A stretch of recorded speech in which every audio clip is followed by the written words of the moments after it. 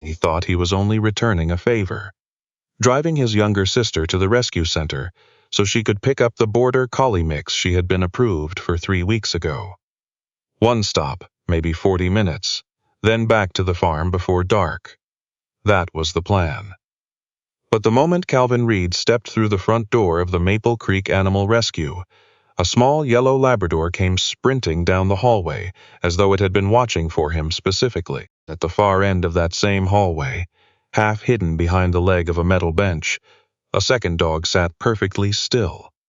Dark-eyed, thin-shouldered, watching with the careful patience of an animal that had already learned the difference between someone passing through and someone worth trusting. One ran to him without thinking. The other waited to see if thinking was necessary. Calvin had no idea that before the afternoon was over, both of them would begin quietly dismantling the life he had spent 4 years trying to keep from feeling anything at all. Cold October air moved across the Alberta foothills that morning, bending the wheat-colored grass along the gravel shoulders and carrying the smell of wood smoke from the farms to the south. Calvin drove with both hands on the wheel of his truck, the way he drove everything, evenly, deliberately, with the kind of stillness that made people on the highway instinctively leave a generous distance. He was 51 years old, broad through the chest and shoulders, with dark hair gone silver at the temples and a close-cropped beard that had been fully gray for 2 years now. His hands on the wheel were large, scarred at the knuckles, steady as fence posts. His eyes were a deep, quiet gray, the color of a lake just before rain. They moved constantly, mirror, road, shoulder, mirror, not from anxiety, but from the kind of training that never fully powered down. Calvin had been a Navy SEAL for 22 years. He had done things in places that still carried no publicly acknowledged names, and he had come home from all of them intact, which was more than could be said for some of the men he had stood beside. He had retired 4 years ago to a quarter section of land west of Pincher Creek that had been in his family since his grandfather's time. The house was modest and set well back from the road, surrounded by a stand of trembling aspen and a sagging barn he had repaired, board by board, across his first winter back. He raised a small herd of cattle, kept a kitchen garden when the season allowed, and did his own fencing and his own thinking, and, mostly, his own company. Beside him in the passenger seat sat his younger sister, Nora, who was 38, cheerful in the way people are when they have made a conscious decision to remain so, and who had spent the past decade as a school librarian in Lethbridge before moving back to be closer to family. She wore a rust-colored sweater and had her dark hair pinned loosely at the back of her neck. And she was the kind of person who remembered every birthday without being reminded, and who had a way of asking questions that made you answer more honestly than you intended. "You could have just let me borrow the truck," she said, watching the hills through the window. "Truck has a tricky second gear," Calvin said. "You've never once let me drive that truck." "Exactly." Nora smiled and looked back at the road. She had learned years ago not to push Calvin too directly. He was not an unkind man. He was simply a man who had organized his life very carefully around the things he could control and had become wary of anything that threatened that arrangement. She understood why. She did not always agree with the solution, but she understood. The Maple Creek Animal Rescue sat on the edge of town, a long, low building with pale yellow siding and a hand-painted sign above the door featuring 2 paw prints and a maple leaf that had seen better winters. Inside, the air smelled of disinfectant and damp fur, and something underneath both that might have been hope trying not to seem desperate. A volunteer at the front desk looked up and smiled. Nora went immediately toward the paperwork. Calvin stayed near the entrance with his arms loosely at his sides, reading the room the way he always read rooms, exits, sightlines, anything moving unexpectedly. Then came the scramble of small claws on linoleum. A yellow Labrador puppy came around the corner at full speed, skidded on the smooth floor, corrected without apology, and aimed itself directly at Calvin's left boot. The puppy was perhaps 9 weeks old, with enormous paws that had not yet made peace with their own size and ears that seemed to operate on a separate schedule from the rest of its face. It hit Calvin's boot like a small, very confident comet, and immediately attempted to eat his shoelace. Calvin looked down. The puppy growled at the lace with the complete seriousness of an animal that believed it was doing important work. It shook its head. The lace won. The puppy sneezed, regarded the lace with new suspicion, and tried again. Behind him, Nora had stopped pretending to read the intake form. "Oh, Cal, it found a lace," Calvin said. "It found you." He looked away, and that was when he saw the second dog, across the hallway, pressed back against the wall beneath the metal bench. A puppy of roughly the same age sat motionless and watching. It was smaller than the yellow one. A mixed breed of some kind, darker, with a short brindle coat, one white-tipped ear, and deep amber eyes that moved from the volunteer to Nora to Calvin, with the slow, deliberate assessment of an animal that had been surprised before and had no intention of allowing that again. It did not bark. It did not approach. It simply observed, with its narrow chest held tight and its chin nearly level with the floor. A woman stepped out of the side office and Calvin registered her without meaning to. Mid-30s, medium height, with short-cropped dark hair and level brown eyes, wearing a green Maple Creek Rescue sweatshirt and practical boots with a crack along the left toe that suggested she spent more time on concrete than anywhere else. She moved into the hallway with the easy, unhurried confidence of someone who had done this long enough to know that the animals watched how you walked before they listened to anything you said. "That one, attacking your laces, is Biscuit," she said. "He's been like that, with every volunteer for 6 days. You're the first stranger he's done it to." Calvin looked down at the yellow puppy, which had now sat on his lace to prevent it from escaping, the one in the corner. The woman, her name was Petra, he would learn later. Petra Voss, the rescue's director, looked toward the bench with an expression that was careful and careful and careful. "That's Flint. Same litter. Found under a collapsed porch off Highway 3 after the September flooding. Biscuit was on top of him when our volunteers found them." She paused. "Flint hasn't let anyone pick him up since intake. Come to the door of his kennel at feeding time. But he stops there. He watches. He doesn't commit." Nora had appeared beside Calvin now, the border collie paperwork forgotten in her hand. She was already looking at him with the expression he had learned to be most cautious about. The one where her face was perfectly neutral, and her eyes were doing all the talking. "Is there a problem placing them?" Calvin asked, not meant to ask. He heard himself ask. Petra pulled a short breath. "Biscuit has a family interested. They're coming Saturday. Flint doesn't, and the two of them—" She stopped, chose the words deliberately. Separating them would not go well for Flint. He uses Biscuit like a compass. When Biscuit moves, Flint moves. When Biscuit eats, Flint eats. "Take Biscuit away and Flint?" She didn't finish the sentence. She didn't need to. Biscuit, apparently satisfied with the lace situation, had flopped sideways onto Calvin's boot and closed his eyes. At the far end of the hall, Flint had shifted his position by precisely 6 inches. Close enough that he could see Calvin's face directly. Calvin stood there, while the building made its small sounds around him. The low conversation from the kennels, the hum of a space heater, rain beginning against the windows. And he felt something he had spent 4 years successfully preventing. He felt something shift. "I don't have dogs," he said. Nobody argued with him. That in some ways made it worse. He drove home alone. Nora had her border collie loaded carefully into her hatchback and had given Calvin exactly one look as he climbed back into the truck. Not a triumphant look, not a knowing look, just a quiet one that said she was still there, and she was not going anywhere, and she hoped he would eat something before dark. The farm came into view through the aspen trees as the last of the daylight went gray, and Calvin pulled in and sat in the driveway for a moment before going inside. The house was orderly in the way that houses become when only one person has lived in them for a long time.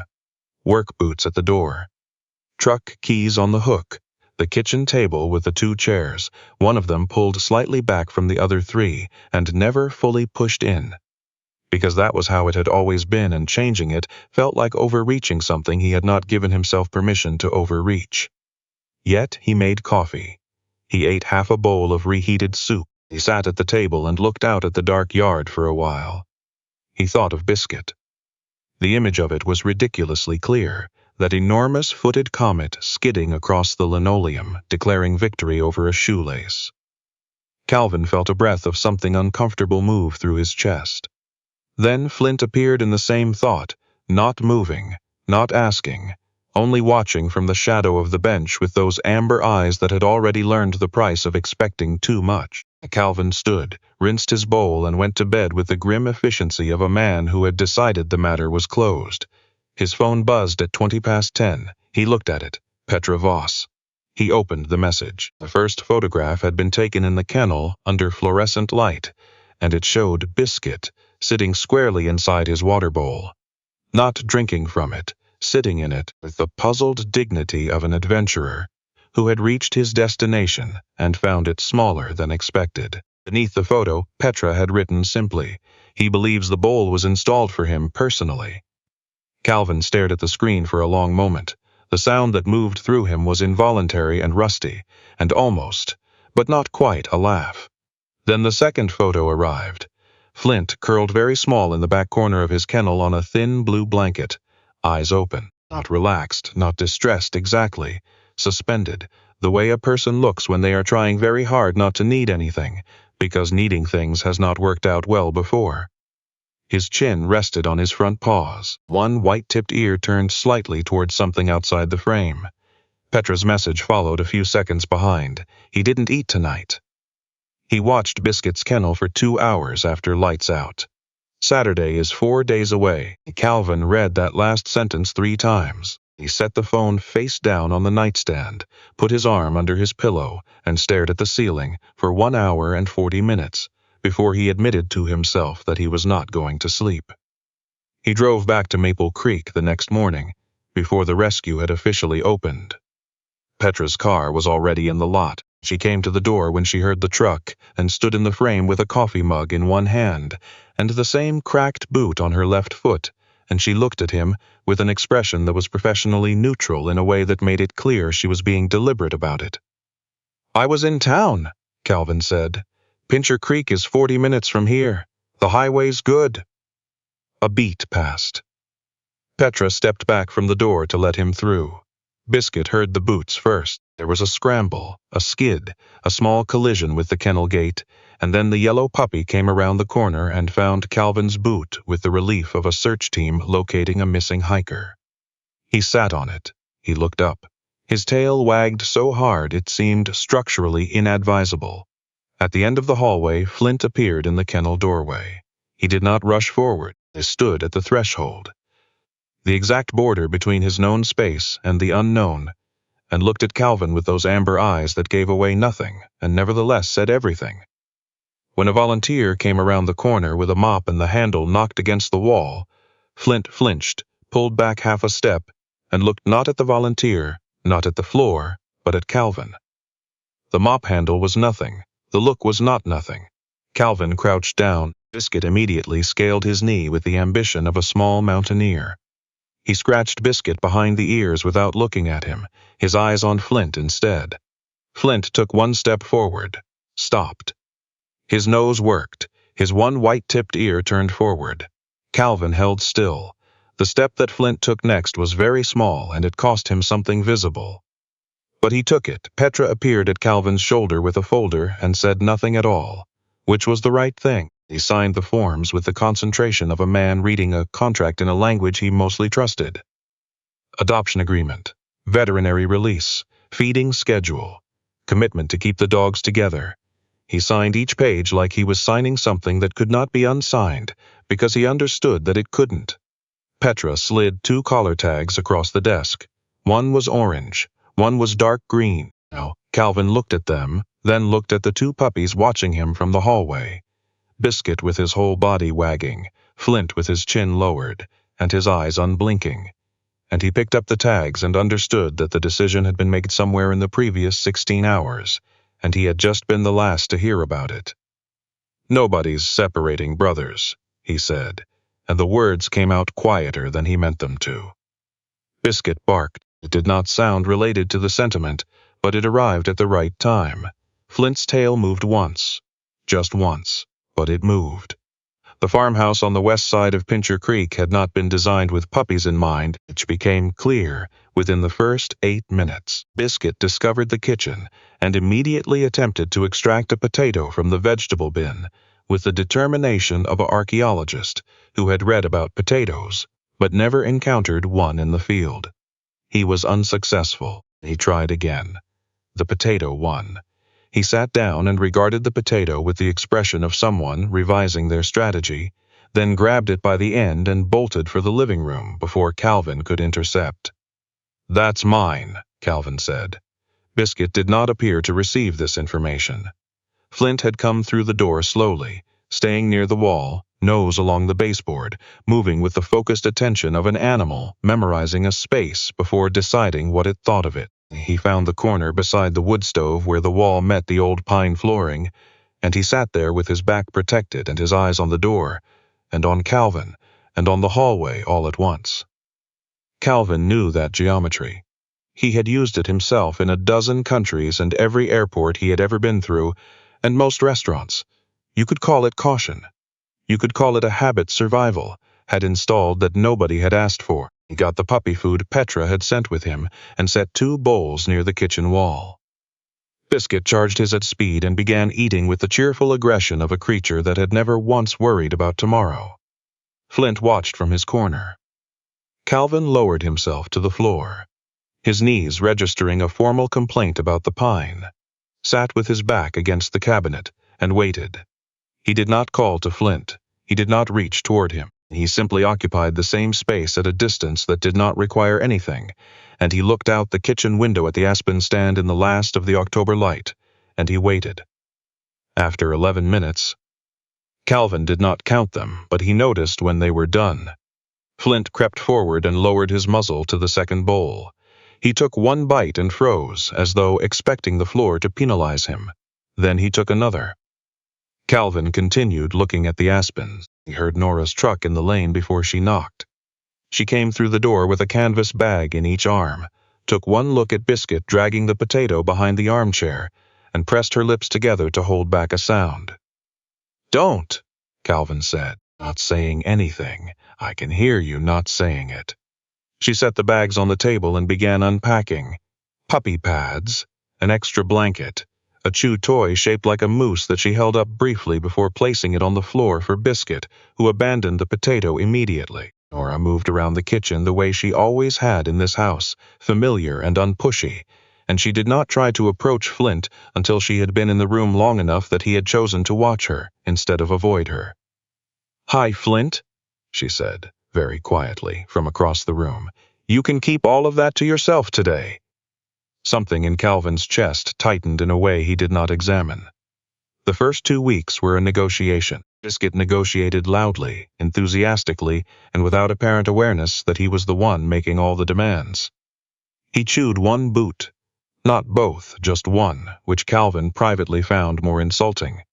He knocked over the water bowl twice and seemed genuinely surprised by the consequences both times. Declared war on a particular corner of the braided rug near the stove, and returned to this campaign with dedicated regularity, as though winning was still possible if he simply committed harder. Flint negotiated in a different language. He watched first, then moved second, and by the end of the first week he had mapped every room in the house and established a small list of locations he considered acceptable. The corner by the wood stove, the space between the armchair and the bookcase, the kitchen floor beside Calvin's chair, not on Calvin's feet, not yet, close enough to be factual about. A pattern took shape between the man and the quieter dog without either of them announcing it. In the mornings, when Calvin came downstairs, Flint would be awake already and watching the stairs, not anxiously.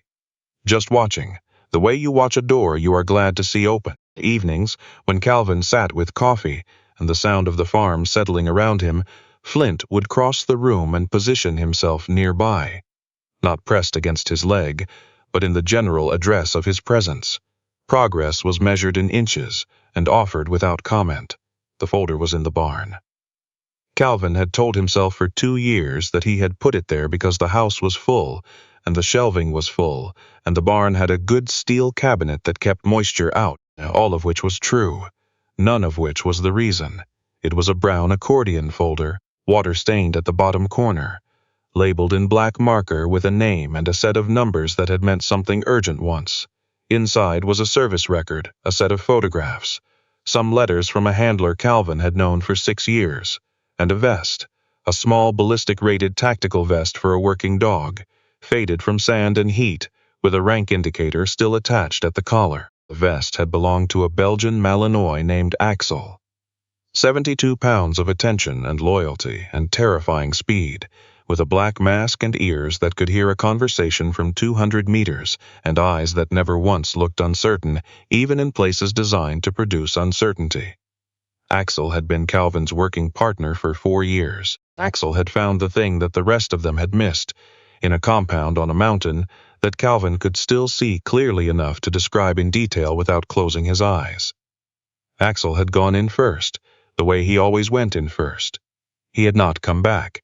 Calvin had spoken of this to 2 people in his life, his commanding officer, because it was required, his wife, Claire, once, 2 years before she died, in the kitchen of this house, very late at night, when she had asked him what still woke him sometimes, and he had told her the truth. Claire had died of a sudden cardiac event, 18 months later, in the spring. She had been 47. She had been the reason the house on the West Quarter felt like something worth coming back to. Without her, Calvin had retreated into the structures he knew, the farm, the routine, the careful management of what was let in and what was kept out, and he had called this survival, and it was technically accurate. The folder stayed in the barn, but on a night in mid-October, 3 weeks after Biscuit and Flint came home, Calvin noticed that Flint was not in the house. He went through the rooms calmly. Kitchen, living room, bedroom, mudroom, and then he went to the back door and found it unlatched. The wind had been at the old farmhouse all day, and one of the mudroom latches had been unreliable since August, and Calvin had told himself he would fix it and had not. Biscuit was still inside, asleep under the armchair with his back legs in the air and one ear covering his face. Flint was not. The Alberta night at that hour was clear and extremely cold, with stars that looked serious and a wind off the foothills that cut without apology. Calvin put on his coat and his headlamp and walked the yard in widening circles, calling in the quiet voice Petra had suggested. Not high, not frantic, because a frightened dog running from panic would run further. He found prints in the frost near the barn. The barn door was ajar, another thing he had left for later, and the light inside came on when he pushed it open. Flint was sitting in the middle of the barn floor, 3 feet from the steel cabinet, perfectly still, looking at it, not clawing at it, not whining. Sitting, the way he always sat when a room asked something of him that he had not yet decided about. His one white-tipped ear was forward. His amber eyes moved to Calvin when the door opened. Calvin stood at the threshold for a long moment.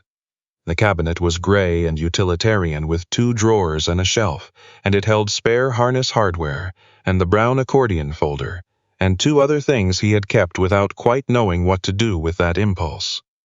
Flint had not opened it. He could not have, but he had come to it, in the cold, through an unlatched door, and he was sitting in front of it as though the least he could do was keep it company. Calvin walked across the barn slowly and crouched in front of the cabinet. Flint moved to his side and sat. Calvin opened the bottom drawer. The folder was in the back. He pulled it out and held it on his knees without opening it for a while. The barn was cold and smelled of hay and old wood and machine oil. Outside, the wind moved in the trees. Biscuit's distant snoring was not audible at this distance, but Calvin could picture it exactly, and that picture, the yellow puppy with his legs in the air, unself-conscious and completely committed to being alive, pulled something loose in him. He opened the folder. The photographs were on top. Axel in the field, head up and ears forward. Axel in the rear of a transport, pressed against the bench beside Calvin, asleep on Calvin's boot. And something about that particular detail, the boot, the echo of it, struck Calvin in the sternum, like a hand pressed flat and hard. He sat on the barn floor with his back against the cabinet, and the grief that came was not new. The same grief he had been managing for years, but management and resolution were not the same, and somewhere in the past 3 weeks, something had changed in the infrastructure of his avoidance, and now it simply came. He cried without making much sound, shoulders moving, head down, one hand on the folder, one hand on Flint's narrow back. Flint did not move away, and he pressed his shoulder lightly against Calvin's knee and sat with the patience of an animal that had learned from experience that sometimes the right thing to do was to remain beside something and not try to fix it. The wind went on outside. The stars went on above the roof, and Calvin Reid sat on the floor of his barn with a dead dog's photograph in his hands and a living one at his side, and he let the door open that he had kept shut for 4 years, and the relief and the pain arrived together, the way they always do when something that has been held too long is finally set down. Nora noticed before anyone said anything. She had always been like that, as she arrived the following Sunday, with bread she had baked and a container of lentil soup, and her easy way of moving through Calvin's kitchen, as though the space had always been meant for more than one person. She watched Calvin refill Flint's water bowl without being asked. She watched Biscuit steal a dish towel and parade it through the kitchen, and she watched Calvin say, "Put that down," to absolute criminal, with a tone that sounded unexpectedly like affection, and not at all like discipline. She did not say what she was thinking. That was not her way. She said, instead, that the Lethbridge Veterans Association was hosting a fall fundraiser the following weekend and the Maple Creek Rescue had been invited to bring some of the longer-stay animals for a meet and greet. Petra had asked if Biscuit and Flint might come. Calvin spooned soup from the pot without looking up. "No." Petra asked specifically. She thought, Nora. She set the bread on the table and sat down. "You don't have to speak to anyone. Just bring the dogs." He looked at her. She looked back in the way she had been looking at him since childhood, patient, accurate, completely unwilling to pretend she didn't see what she saw. "Biscuit will do all the work," she said.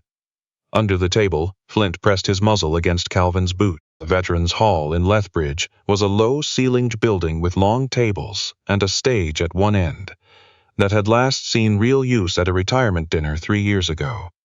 The hall smelled of coffee and old carpet, and the particular combination of cologne and restraint that men wearing their service caps carried into these rooms. The Maple Creek rescue table was near the door, crowded with pamphlets and a donation jar, and a tray of butter tarts that had been contributed by someone's mother, and were diminishing at a rate that suggested they were appreciated.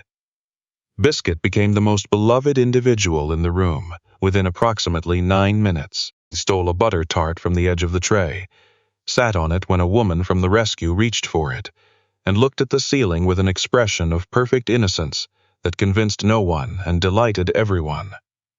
Laughter moved through the hall, the kind that loosens rooms, the involuntary kind, and people who had been standing alone near the walls found themselves in conversations they had not planned on. Flint stayed close to Calvin. He had been taught when they arrived, the way he always was in new spaces, holding himself carefully while he calculated the room. Calvin had not pulled at his leash or spoken much, just moved slowly through the room and let Flint understand that there was no hurry. Then Flint stopped. There was a man sitting alone along the side wall, away from the main tables, in a folding chair that seemed to have arrived at a slight angle from everything else in the room. He was in his 70s, perhaps, with large, careful hands resting on his thighs, and the distant eyes of someone who was physically present and had sent his attention somewhere farther away to take care of something. "Name badge," said Roy Sinclair, CFB Gagetown, 1971-1974. He was watching the middle distance with an expression so practiced in neutrality that only someone who had used that expression themselves would have recognized it. That Flint turned toward him, not pulled. There was no tension in the leash. He simply oriented, the way a compass needle settles, and then walked forward with a deliberateness that was different from his usual careful caution. He crossed the open floor without hesitating, which Calvin had not seen him do in a crowd, and stopped in front of Roy Sinclair's chair and looked up. Roy looked down. For a long moment, neither of them moved. Then Roy Sinclair's right hand, trembling slightly from something age-related and unasked for, came down from his thigh and rested on Flint's dark head. Flint closed his eyes. The room did not go silent. The room did not know this was happening, or knew only at the edges, in the way a room knows things. But something in the air near that folding chair changed, the way the temperature changes when a window is finally opened in a room that has been closed too long. And Roy said something that Calvin could not hear. His voice was low and directed at the dog's ear. Flint pressed his head upward, slightly, into the old man's palm. Calvin stood across the room with Biscuit's leash in his hand and felt something break open in him with the force of something that had been pressurized for a very long time. He thought of Axel, he thought of Claire, he thought of the barn floor and the folder, and Flint sitting in the cold without being asked. He thought of Petra, who was watching from near the door, with the still expression of a person who understood what she was seeing without needing it explained.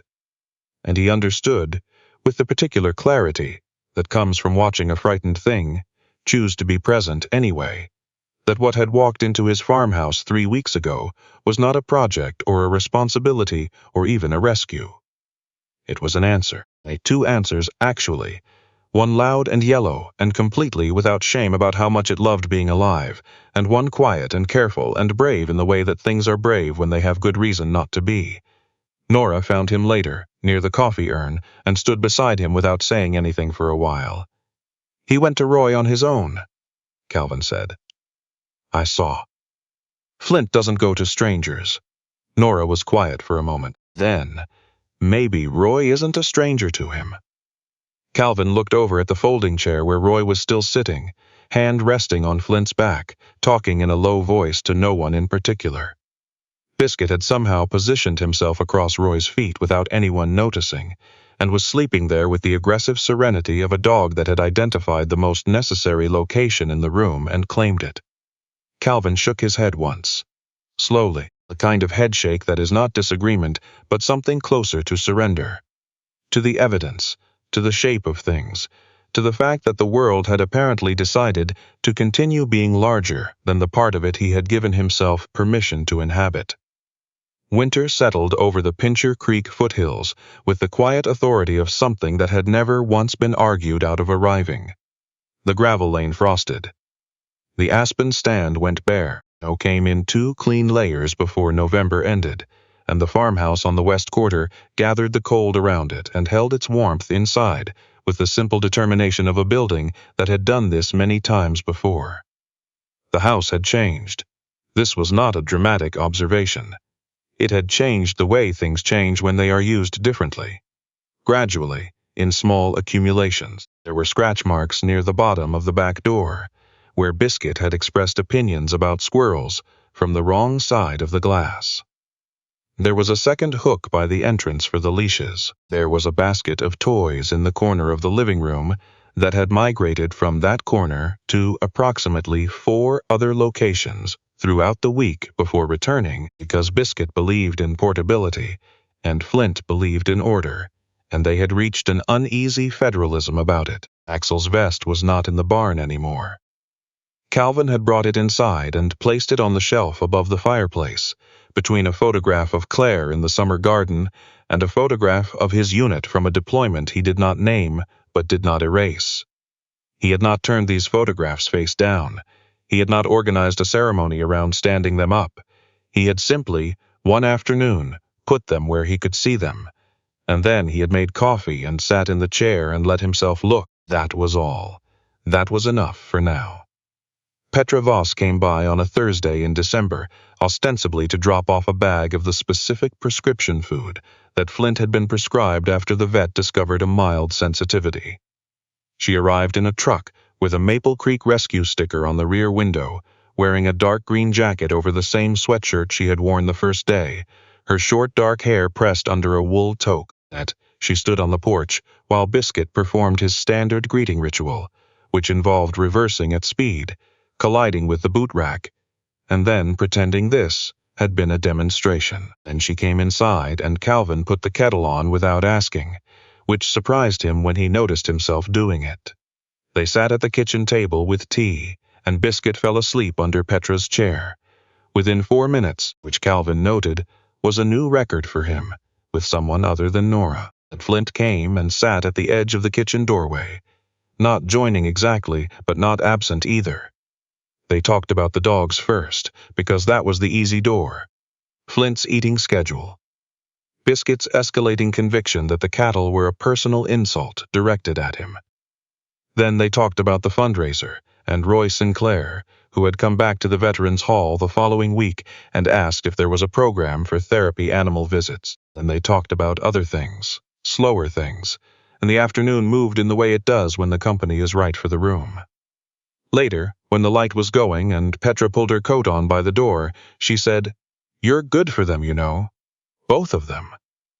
Calvin looked at the two dogs, Biscuit awake now and watching Petra's jacket zipper with acquisitive eyes, Flint standing in the kitchen doorway, tail moving in a slow, deliberate arc, head tilted. "I think it ran the other direction," Calvin said. Petra smiled. The smile was not particularly small. Spring in southern Alberta came the way it always did, not as a single arrival but as a series of negotiations between winter and warmth, some days winning, some days losing, the snow retreating and advancing across the fields, until one morning it simply wasn't there anymore, and the ground was soft and dark and smelled of everything beginning again. Biscuit was 7 months old and had become an extravagantly handsome dog. Broad through the chest, bright yellow coat, brown eyes still carrying the permanent sparkle of a creature that regarded the world as a spectacular opportunity. He was smarter than he let on, which Calvin had understood by November and had simply accepted. He was also louder than the farm required, and held strong opinions about coyotes, the mailbox, and a particular fence post on the east side of the property that had clearly said something offensive before Calvin arrived on the scene. Flint had grown differently, as Flint did everything differently. He was leaner now, his brindle coat thick and close, his amber eyes steady in a way they had not been in October. He still moved carefully in new spaces. He still chose the seat with the sight lines. But the fear that had once been structural, that had once seemed like the scaffolding around which his whole small self was arranged, had become something less governing. It was still there. It was simply no longer in charge. He crossed rooms now, without pausing, without calculating. He slept against Calvin's feet. The spare room, the room that had been Claire's study, where her books were still shelved and her reading lamp still sat on the corner table, was not sealed anymore. Calvin had not moved her things. He had not reorganized them. He had simply left the door ajar, and the room had remained what it was, which was hers, and which was also still part of the house he lived in, and those two things had turned out not to be incompatible, which was a discovery he had required 3.5 years to arrive at, and 2 dogs to help him find. A Saturday in late April, Nora came with bread, and Petra came with coffee from the bakery in town, and the 3 of them sat on the porch while the foothills rolled out below them in the particular gold and green of that exact season and no other. Biscuit had positioned himself in a patch of direct sun with the strategic precision of an animal that understood thermal efficiency. Flint was across Calvin's feet, one ear turned toward the aspens, body easy. Nora was telling a story about her students. Petra was laughing. Calvin was listening to both of them, and looking at the hills and feeling the sun on his face and not measuring anything. "You're quiet," Petra said, not asking. "Thinking," Calvin said. "About what?"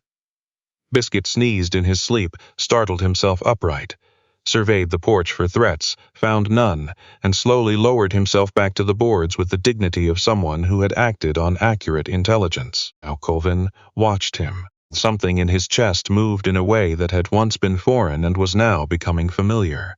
Not absence, not the managed neutral he had called peace for 4 years, something warmer and less controlled and considerably harder to argue with. "Thinking that this is what I thought I was giving up," he said finally. "When everything happened, I thought it was the cost." Petra was quiet, the way she was quiet, attending rather than filling. "Turns out it was just waiting," Calvin said. "A rescue center, mostly." Biscuit rolled onto his back with all 4 paws in the air and exhaled with the theatrical satisfaction of a dog that had made excellent decisions. Flint pressed his head against Calvin's hand. The hills went on below them, and the sky above the foothills was a clean, straightforward blue, and on the porch of the farmhouse, on the west side of Pincher Creek, Calvin Reid sat in the spring light, and understood that the life he had been managing from a distance for 4 years had not abandoned him. He had simply needed something patient enough to wait at the door until he was ready to answer it. Something with muddy paws and amber eyes, and the quiet, unargued insistence that the world was still worth arriving in. He had gone to that rescue center to return a favor. He had no idea the favor was already being returned.